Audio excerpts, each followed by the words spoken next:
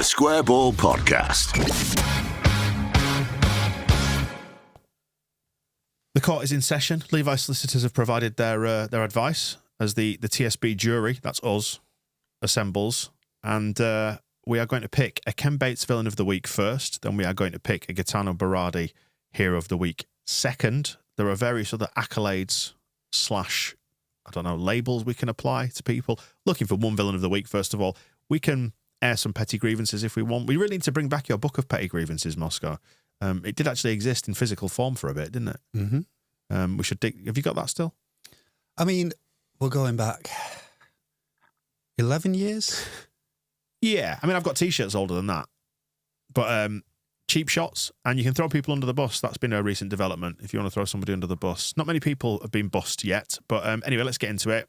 Who would you each like to nominate of the various candidates for the Ken Bates Villain of the Week award? It's kind of easy, but back to Jesse. Right. Did we not give it to Jesse last week? Maybe. But, I mean, Weedy has nominated him as well via the TSB Plus form. But he was asked an all-time 11 this week was Jesse. Yeah. This was the before Christmas, this one. Yeah, this is before Christmas, is it? Sorry, I've honestly just seen it so this week. It's just come to your attention. So in the excellent TSB Plus daily email, no less. But he didn't pick Rafinha, didn't pick Calvin Phillips, did pick Bradley Wright Phillips. Yeah, within that, we're respecting Lloyd Sam. I think that's fair. Well, the kind of the crossover of the conversation is he's going Erling Haaland, really? Well, he's saying Lloyd Sam, Come on. and then it's the Michael Anthony podcast is when he says Rafinha. No. So I didn't really have much time with it. Well, his argument is I didn't have as much time with him. The part that actually irritated me more, because I like Lloyd Sam, it's fine. He always seemed like a nice guy, and that gets you into Jesse's team if you're a nice guy, is when, again, he suggested like Calvin Phillips, and he goes, I like Calvin a lot, but probably not my best 11, Tyler Adams. So it's almost like he used being asked Calvin Phillips to go Tyler Adams. And and then it deteriorates from there when his last two, Max Verber, Rasmus Christensen. And he said, that's a think about it, 11. I was like, well, if you're counting those two, good luck. And not including Rafinha as well, on the excuse of I didn't get to spend much time with him.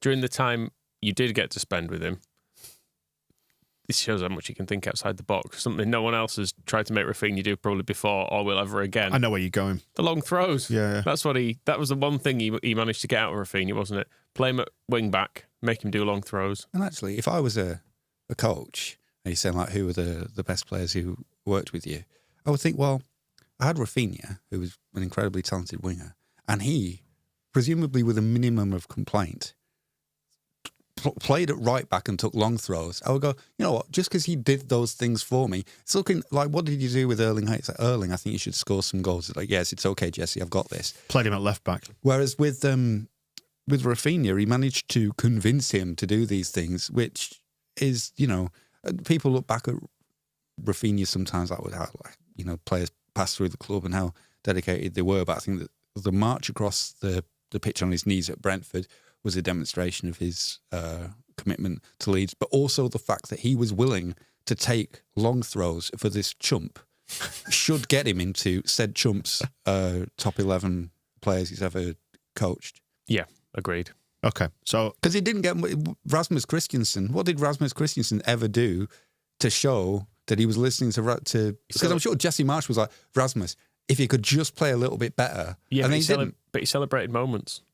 He did celebrate moments. He played with minimal width. I don't know if you ever saw him. I don't know if you remember his I guess it was like his signature move, wasn't it? That charge out to cover the person who was about to score at the far post. Yep.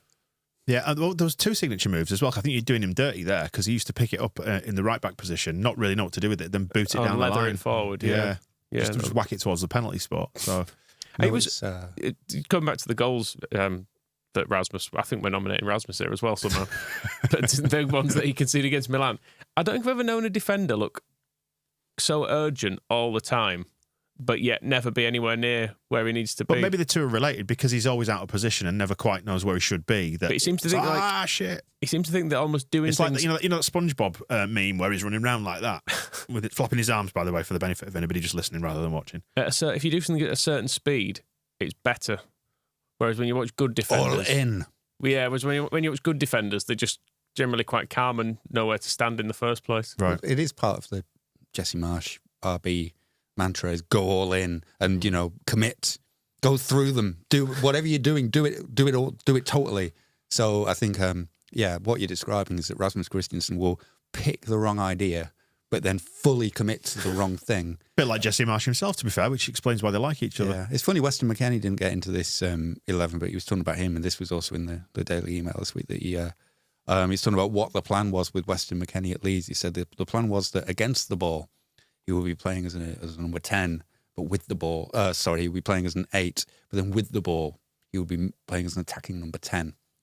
And I was just picturing him waddling from defensive midfield to attacking midfield, like how fast Jesse was actually expecting any of those things to happen. But he's in shape now, isn't he, Weston? He's sorted himself out and he's loving... Juventus' Player of the Year, potentially, no less. Wow. Yeah, amazing. And that's good for him. And he was saying, wasn't he, in his recent interviews, how happy he is that he had a bad experience at Leeds because it's made him better now. So well done. Well, thanks, Wes. It's all personal. We've all got to grow as people. Yeah. So the thing Marsh was saying on the Michael Anthony podcast was he doesn't need to work, financially, intellectually. He's in a play and he's loving at the moment, just spending time with his family again. But so he doesn't need to work, but he wants to work so that he can be. He said it's so that he can find an environment with like-minded people where he can sort of be the most authentic version of himself at the highest level. Do you know what he needs to do? I know what it is, where he needs to get it, because I'm just thinking there when you're saying that, somebody give him a job so he can stop doing podcasts. I don't know if it'll necessarily stop him. I don't know if it will stop him. It did stop him at Leeds. The route out of this is for him to create his own wellness retreat, where he's like one of those sort of gurus. I was thinking to get a job with Jake. What's his company called? Whisper. Whisper. Get a job at Whisper. Yeah. As like a motivational hype man who can also chip in on the podcast as a high performer himself. Do you think there's a day will come when the High Performance podcast will have Jesse Marsh on it? Or has he not performed high enough yet? I mean, they've got Scott McTominay on it this week. Yeah. I saw. I suppose he's a Premier League footballer, isn't he? Yeah, and he's been for a number of years, which is more than any of us can say. I mean, Scum fans have hated him, obviously, for the entire time, but he's hung around. So if high performance is just hanging around for a long time, yep. Well done, Dan. Yep. You've Fair enough. Well, apart from the bit where you weren't presenting the podcast. Yeah. But other than that, you've hung around for at least a few years. Yeah. So well done. Yeah. I'm planning to stick around because I don't really have any other options now. so there's that. See, I don't need to work. I don't have to work. I'm doing this because I'm trying to still searching, to be honest, for like-minded and competent people. He said as well, competent. Who forgot that we were doing a podcast today? Never mind. Listen, I was here anyway. Rolled in and you're like, what are you doing? You asked what I was doing here. It's like we're doing a show. One of the other things Jesse said as part of that discussion is that Wait, can we just say just to finish that story, Moscow? We did put this in our Slack as well. I read it in there, and I knew about it, and I even mentioned it earlier in the week too, didn't I? Because I was around the video stuff. Then probably forgot. That's the level of diligence and care that Michael puts into this show. So anyway, info about us. Do continue. He was saying that he didn't. He doesn't want to be famous. He just wants to be a normal person. He doesn't want any of that. It's nothing's about ego. And then it's put to him that it's like, does everybody in football want to be famous? Like, yeah, everybody in football wants to be famous. So everybody in football is in it for the fame and the ego, apart from the guy who is never off podcasts. Who the LinkedIn story is kind of, he puts that to Simon Jordan asked him that as well. He said, what were you doing on LinkedIn? And he says he hired a PR team. And they don't go into why he hired a PR team, but he hired a PR team. And they... Not in it for the profile, obviously. No. You don't need a PR team if you're not, etc. And they thought it was... God, you're winding me up. They thought it was essential that he do this. And then he tries to make a joke like, am I still on LinkedIn? His weird, creepy laugh that he used to do. It's like, you know, those laughing sailors you get at Scarborough Seafront and stuff, where it's you put money in it, it laughs at you, like one of them malfunctioning. This way, it's wooden chin. So I'm just looking at Jesse's. I've just looked at his LinkedIn profile, and one of the posts that's up there from a year ago. I don't know if this is the last one, the most recent one. Keen to give a real insight into the life of a football manager, so thought I would kick things off with a Q&A. Drop your questions, etc., below. So one of the top answers that has come up is from a guy called Jason Scott, who asks, what do you think of the proposed pedestrianisation of Hastings Town Centre, and what will its impact be for local business? And so on. He didn't really commit to it, Jesse, did he? No. So, but the PR team that he hired to go with his data team and his AI team. Imagine telling people, what do you do? I work for Jesse Marsh. I don't actually see any answers. I'm just looking down. That's what I mean. He didn't commit to it. So he asked the question for questions, and then I don't see any answers. Yeah. Wow. Yeah. One of them is, have you decided on what the best 11 is at Leeds yet? I mean, bear in mind it's quite a thin week for villains because Cardiff were so thoroughly incompetent we couldn't even find anyone to hate there. Just give it to Jesse. Yeah, I mean the other candidates are Charlie Creswell's been suggested by Tom, the concept of Cardiff by Luca B. Jake from Florida wanted Southampton grow up and start losing like adults, and then Alice and Derek Smalls both had problems with the dickhead ref for booking Groif. Groif, indeed. As Bryn Law is telling us. It was Bonnie's lad, wasn't it, the referee again? It was brother of John from the Mekons, Langford. So all those are kind of like, they're all petty grievances, really, aren't they? Have you got a sick bag to hand? I'm going to see if I can make you sick now. I've not been listening to the last couple of minutes. I've been reading Jesse's LinkedIn profile. I need to read you the post before that. I'm a big reader, particularly when it comes to thought leadership, and I wanted to share a few favourite books and the thoughts and learnings they've left me with. This is 9 Types of Leader by James Ashton. Essentially, the book shows that there are 9 types of people that become leaders, and it talks through what their core traits are. I think mine wound up being a combination of lovers and humans. I couldn't help but think of people I know as I was reading the book and matching them with the categories that James has created. I found this particularly interesting because as a player, I was so cutthroat and it was always about winning. As a coach, I'm focused on results, but I'm more about culture, nurture, development and relationships, and being honest. This wasn't something I anticipated when I became a coach. I still have a hard time processing a loss. It's always a big thing to overcome, but after a little time, I'm able to get back to the core of what I believe and who I am, and that is someone who connects with people. Yeah, he came back to that in the Simon Jordan interview, didn't he? He was talking about that again, saying how from him it's not really about winning and losing. You're like, well, if you do lose, you will get sacked. So you need to probably make it a little bit about winning and losing games. And also, it's not about winning and losing games. It's about winning and losing hand-selected statistical battles, which is what he actually seems to want to be judged on. Yeah, this is relationships and certain aspects of statistics, but not the ones that say we never pass to each other. Yeah. He can't actually point to any players that improved through his nurturing. He can't be like, oh well, no. I turned Joffrey Gelhardt into a really great player. He put him on for 2 minutes at a time, even after Joffrey had basically helped him go. But the thing with all that stuff is he presents it all as if it's incredible thought leadership, but really it's so just like benign and boring. It's why it's so difficult to deal with. It's just, I really believe in creating an environment where people are valued and there's a lot of honesty. And everyone's like, yeah, who doesn't? Yeah. But it's like, yeah, it's incredible. Like when you really look into that, it's at the core of who I am. It's like, yeah, but it's just like it's not like anybody else turns up to work and it's like a horrible tyrant. That's not the plan. It's like, yeah, but you really got to look. One of the top answers underneath points out that good leaders will change when a system isn't working, and somebody digs him out basically for playing narrow. So anyway, that's enough about that. Is it Jesse then? Have we accidentally defaulted to Jesse again? Jesse. Yeah. Even if this did happen before Christmas, we're doubling down on this from last week's victory for Jesse as well. He's villain had of the week. round 2 with Simon Jordan, hasn't he? Well, just learn the lesson. Much more. We'll emphatically send the message home. Although just to round off, and maybe this is the final thing on the Simon Jordan podcast, which was last week, who refers to the Michael Anthony podcast, but he says somebody was asking me that the other week. Doesn't even say. I don't know if it's contractually obliged that you can't mention on one podcast that you're on another. But I'd be. I think it maybe showed what he thought of that interview. It's like, yeah, somebody else was asking. Some guy who, when I turned up 20 minutes late, was C-bombing me out of my own podcast appearance. Right, let's move on then to some positivity and talk about the scores on the doors from our TSB Plus members very quickly. Man of the match for the Cardiff game, Ruta, 8.32, average out of 10, scored by our members, with Ampadu and James scoring 8.11. Rodon Gruev just below that. And the dickhead referee, 3.54 out of 10. Annoyance, that booking for Gruev. Got the ball, didn't he? Leave him alone. He did. But he's a changed man now, isn't he? Mm. He's our best midfielder. Are you nominating him as your hero?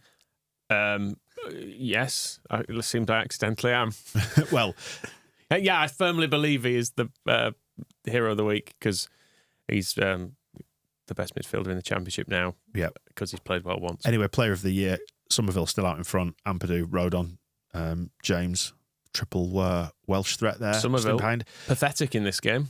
6.78, one of the lowest scorers of the starters anyway. But anyway, Ruta is gradually climbing the charts there, and potential winner Chris Clarkson is now dropping a bit because he's not playing again, is he? Anyway, the Gaetano Barada Hero of the Week will factor in those scores when we decide who to crown as Hero of the Week. Some commendations can be given out off to the cap. Where do you want to start? Who's nominating who? Well, it's obviously Gruev. Thank you. Yeah, that's because you're wrong. He was in midfield.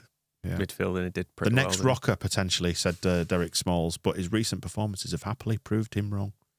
Yeah, I mean, we've not seen him in the right position, I don't think. Tackling, distribution, vision. Until recently. So, yeah, him and Ampadu together, not great.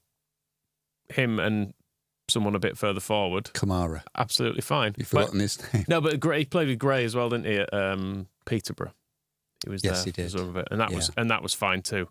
So, yeah, we just needed to play him in the right position. Probably just needed a bit of time as well, get used to things. Right, step up to the legal hockey then, Moscow, and rebut his argument and put someone else forward. You're wrong. The hero of the week is Junior Firpo. Wow, okay. Didn't see that coming. No. Alice nominating Rutter said that if we don't pick him, then a fairy will die. So I am taking a big risk. But that first goal, what the hell? Firpo dribbling in off the ring, beating off the wing, beating dribbling three. Off his ring is some going.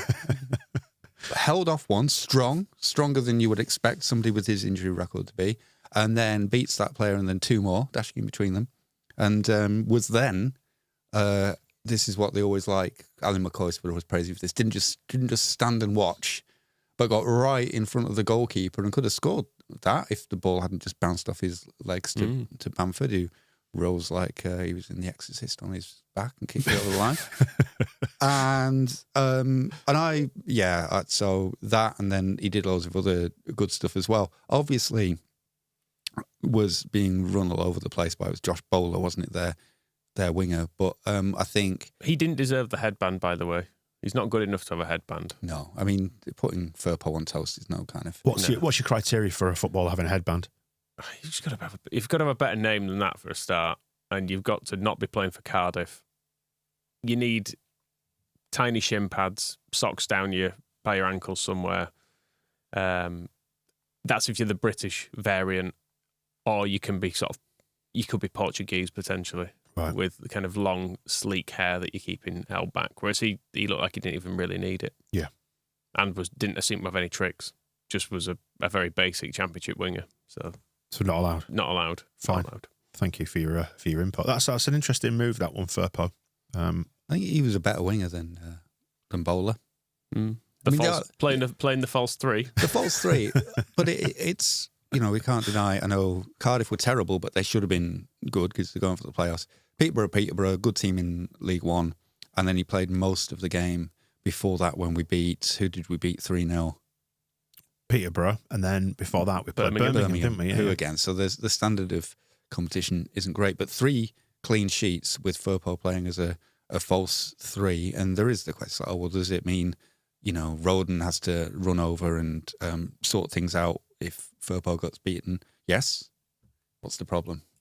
If he's going up the other end and setting up goals as well, then you just allow for the things that he's good at, bad at, and then fine. Farkas had that opinion from the start of the season when we've had to sort of, why don't we sign a left-back thing? He said, well, I think Firpo could actually tear up this division if he gets fit. The fitness is a big if, but on the last 3 games, there's no reason why you wouldn't say he is not just a hero, but I think a Leeds United legend. Carried away. I could tell I was losing you. Thought I'd say something outrageous. I think it is fair to say that after that sticky patch where we lost the 2 away games, I don't think anyone saw Firpo, Bamford and Grove as our route out of this. Is that his dribbling ring as well, again, is it? But, don't want that, do you? But yeah, those 3. Yeah. From nowhere, all of a sudden, right up there amongst the top scorers. Bamford's in his hot streak. He's always been a bit of a streaky player. So it is kind of 3 and 3, how long that keeps going for. Well, hopefully to the end of the season. Exactly what Martin Holbeck says. Who knows how long this will last, so Patrick needs to be the hero until the streak stops. I mean, there's a lot of people are putting some very high sort of conditions on these things. We have to keep making Bamford the hero, otherwise he'll stop scoring. And Alice says that we have to keep making Rutter the hero or fairies are going to die. Neither of these things are things I want to happen, but I almost feel like I'm going to just abdicate any of those responsibilities and just go Firpo because there's less pressure. I did like although it did slightly make me alarmed, the footage of Ruta running around in the snow. Like I always liken him too, like a Labrador puppy. Puppies love the snow. Do we think he's skiing? No. I know David. He looks like he's skiing. You're thinking of David Battier and the motorbikes, aren't you? Because he used to defy, because they're not insured basically to do high risk stuff either that might break their legs. So you're forbidden from doing it. But David Battier used to go off and do it anyway on his motorbike. I don't doubt. He used to ride his motorbike into training. I don't doubt Rutter has told them he's not skiing. Yeah. Yeah, the photos of him on a ski slope. Like, what else do you do on a ski slope? Nah. Just walking about. Walk about, but then it's really dangerous. Yeah, it's quite slippy. Have you ever been skiing? Nah. No. I went once on my mate's stag do. We went to Bulgaria. Skiing on a stag do, that's an expensive job. Well, it wasn't, because we went to a place called Borovets in Bulgaria. It was actually dead cheap. Was there not any snow? No, there was. It was Bulgarian skiing down some rocky face. It was really, really nice. I had a great time. I spent all of 5 minutes on the slopes before I fell over one time, and it was on the little baby training slope. And I was like, do you know what? That's me done. Humiliated. Yeah, completely. No word of a lie. A 6-year-old child just whizzed past me and then stopped at the bottom, where I was kind of still of that, shit, how do I stop? Kind of point your skis inwards to stop. And I've never been either before or since. I just retreated to the bar and stuff like that. What you did find in Borovets, though, there was quite a lot of bars with sex workers in and a lot of really gangstery looking blokes. So you kind of needed to watch what you were doing. Lovely resort though. It genuinely was. It was pretty cheap as well. But that's great. Yeah, I've always been put off skiing since when I was probably about 7 or 8. One of my mum's friends had an accident skiing, and the ski pole went in sort of arse leg and out through stomach. Was absolutely fine. Somehow missed all internal organs, but as an idea, it just didn't appeal to me after that. No, just thought I don't want a big pole of steel through my guts. No, that's it. That's enough to put me off. That is. Manuel Neuer's boot held his horrific leg wound together while it bled severely after his post-World Cup skiing accident. There's some more ski chat. Some more ski chat from a footballer who did go skiing and had a horrific accident that left him with a broken leg. I mean, what is it about sliding down a hill at high speed on top of ice? Well, he managed to navigate his knee slide without injury, didn't he, at the weekend? And that was nice. He should really be nominated as the hero for that. Do you think he's going down the slopes playing air guitar? It's a tribute to Luke Ayling. He will be, won't he? That's what he'll be doing. He'll be knee sliding down. Despite all the evidence of the photographs of him at various stages of a ski slope, wearing ski gear with what's the thing that takes ski you up to the top of the ski lift in the background. Yeah. And no photos of what's on his feet. He is definitely not skiing, so that's fine. Yeah. I do like Ruta. He's just great fun, isn't he, still? Not as much fun as my hero, Firpo. Yes. Some formal commendations maybe to give out. Luke Ayling wants to be formally commended by Armitage Shanks for a win at the Den with Middlesbrough. Can we formally praise Middlesbrough winning things? I know we like Luke Ayling, but... they're no threat to us at the minute, are they? That's fine. No. Dan and Ruby want to nominate Cardiff. Formal commendation for Cardiff for the hilarious Keystone Cops behaviour. That's the Dan James collision, isn't it? Yeah, it is. There is something nice about making. It's a bit like when you put a goalkeeper on the floor as Rutte did actually for the goal. Something like making people fall over is funny. Yeah, and if you can do it via nutmegs, making them just run into each other, or in the case of Luke Lanny, making yourself fall over for no apparent reason. It's always funny. What's your best fall been? Because you made me think of it because of skiing. I fell over on the school run a while back. So that was quite embarrassing. It was probably a year or two ago. I've got a picture of you like laid on the pavement like an upturned tortoise or something. You can't right yourself or whatever. No, I had to pretend I'd not hurt myself, don't I? Because there were other people around. Just jumped up. What did you actually do though? Then got back to yeah. It was. Were the boys with you? They gone into school? Yeah, by well, that point? I think I've mentioned this before. I think, but when they sort of bring the instruments into school, and like if kids are interested in playing it, the normal instruments all gone round. My kid's not interested. Bass, I'd go for the triangle or the tambourine. Double bass came in. One of them was like, "Yeah, I want to play that one." It's the least convenient. Double bass is the size of a man. It's big. It's taller than me. Is this thing? You've got to put the seats down in the car and everything to even get it to school in the first place. But I was carrying that, and it was around sports day, so they blocked off the path. So I had to walk onto the field with this thing, and it was in front of me, and it was uneven, and I fell. Carrying a double bass. And then my knee bled, and I had to get back to the car. I had to jump up and pretend it didn't hurt. Did you cry? Then I got back to the car. Did you have a little cry? And I got a little alcohol wipe out and cleaned my knee up because it was all covered in blood. You've got a first aid kit in your car, haven't you? I have, yeah. Yeah, good lad. Any good falls to tell us about Moscow? Can you top that? No, I can't top that. You remember one of Moscow's? When you fell off the back of the stage at that awards? Ah, yeah. No, that's true. That's back when we used to win them, I don't know wasn't if it tops that. Yeah. There wasn't a double bass involved. It was just some hot stage lights that I fell on. And well, there you go then. That's pretty much that's the fall chat. Who's the hero? Hang on a minute. I was saying that's the fall chat exhausted. Okay. But what about naming a hero of the week? Are you picking up my gavel? Yeah, I'm stealing this because you're not using it. I actually think it's Ruta. You think it's Ruta? I know. I didn't nominate. Furpo. I know I didn't nominate him, but fine, Furpo. I've got the hammer and the beer mat, so Furpo. It's Junior Furpo, is it? Yeah, you can't stop me. I can do anything with this now. Fine. He's injured now, though, isn't he? This court awards Moscow £1 million. There you go. You've got to give it me now. Enjoy your filthy money. Right, that wraps up the show for this week. We'll be back with all the usual stuff at the weekend. We've got the match ball after the fucking stupid early kickoff against Preston. I hate Sunday lunchtime kickoffs. Rubbish. Yeah, you're like a bad percussionist. We'll speak to you next time. The Square Ball Podcast.